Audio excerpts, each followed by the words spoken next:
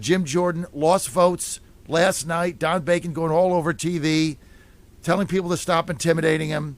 Guy was a colonel and a general. He decided to run for Congress. That's his decision. So you got to take the heat, right? Here's the bottom line. Where does Jim Jordan go from here, Congressman? Jim's basically at 200 votes the first two rounds here. And for me, I'm with Jim as long as Jim is running, because he is the person. Now is the time and place for Jim Jordan. He's a true leader here in America. And you know, John, when I vote on leadership races, whether it was in the state legislature or now in Congress, I use a different set of criteria like voting on bills and things like that. I mean, this is about having a person that's a true leader. Sitting on the Judicial Committee with Jim Jordan as the chairman, I've seen his leadership. We are fully prepared when we go into meetings. He is not fearful of bringing people before the committee who may be tough customers that don't want to give us information, but he's going to bore in and get that information, and it's for the American people. Leadership, vision, Jim Jordan is the person for this time. So, do we just keep having votes over and over? I mean, what is your vision for the pathway to Jordan getting 217? I think you need to continue to have votes to be able to get there. I mean, Kevin McCarthy, it was 15 rounds. And I'm sure Jim is working behind the scenes.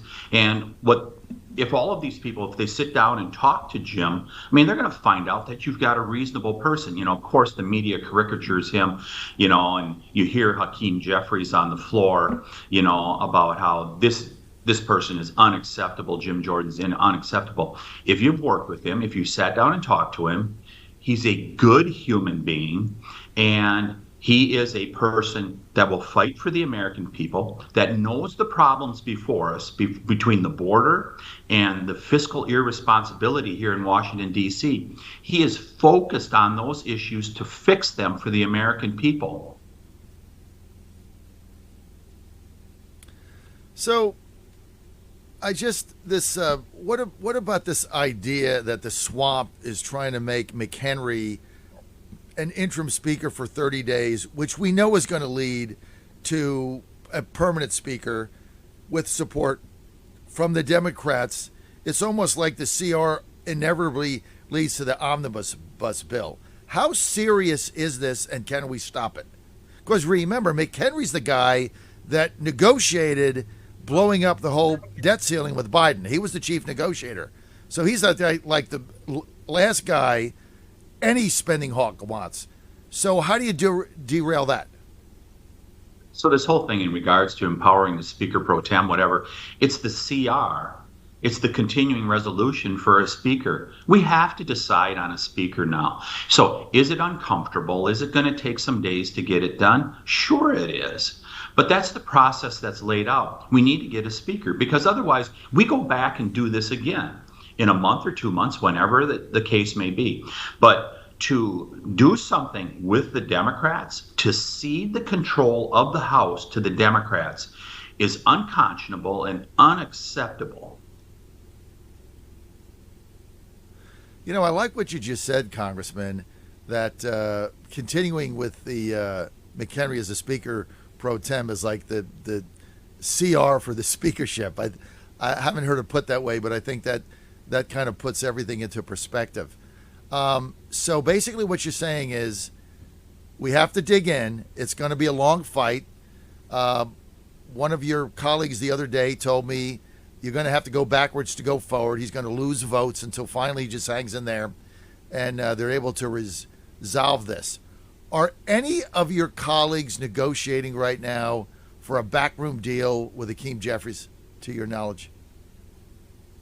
I don't know that. I'm not intimately involved with some of those machinations that are going on. I mean, when I'm in the Jim Jordan side of things, where 90% of the conference is there. They're voting for Jim Jordan, and we should do that. We should just continue on that path.